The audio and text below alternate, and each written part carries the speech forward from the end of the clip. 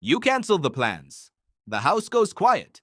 And within minutes, something uncomfortable starts to creep in. It is not boredom. It is something older than that. Something that sits in your chest and tells you that being alone is wrong. That you should be somewhere, with someone.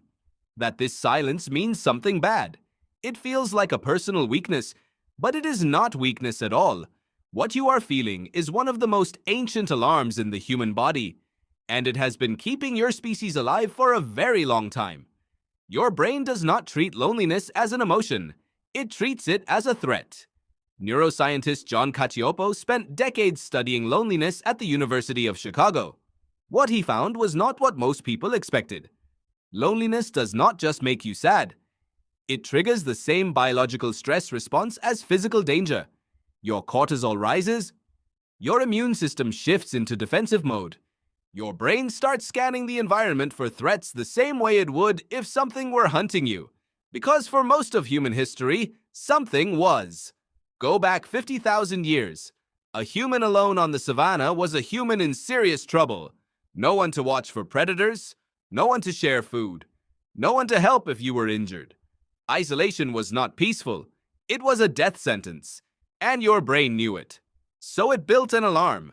A deep, visceral signal that fires whenever you are separated from your group for too long. That signal is what you feel when the silence gets too loud. It is not your mind being dramatic. It is your mind doing exactly what it evolved to do. Psychologist Kipling Williams at Purdue University found that even brief social exclusion, being left out of a game for just a few minutes, activates the same region of the brain as physical pain. The anterior cingulate cortex. The same area that lights up when you break a bone. Your brain genuinely cannot tell the difference between being rejected and being hurt. To your nervous system, they are the same emergency. That is not a metaphor. That is biology. And here is the part that makes this stranger still. Research by John Cacioppo found that lonely brains are fundamentally more alert, more watchful, more sensitive to social threat. When you feel alone, your brain does not shut down. It hyperactivates. It starts reading every face for signs of rejection, every silence for signs of disapproval. It tilts your entire perception toward threat, because it is trying desperately to get you back to safety, back to the group, back to connection, back to survival. The problem is that modern loneliness is not the same as ancient loneliness. You are not alone on a savanna.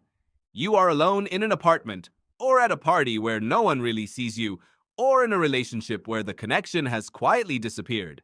The threat is not physical, but the alarm goes off anyway, and it is just as loud.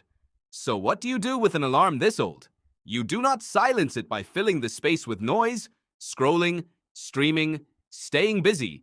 Those things mute the signal for a moment, but they do not answer it. Your brain knows the difference between real connection and the simulation of it. What the alarm is actually asking for is presence. One real conversation. One moment of being genuinely seen by another person.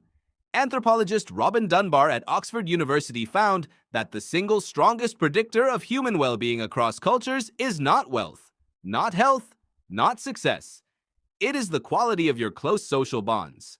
You were not built to be alone, not because you are weak, but because for almost all of human history, being together was the only way to survive.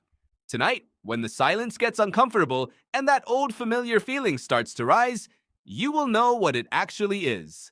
Not a flaw, not a failure, just a very ancient part of you, still watching the dark, still waiting for the rest of the group to come home,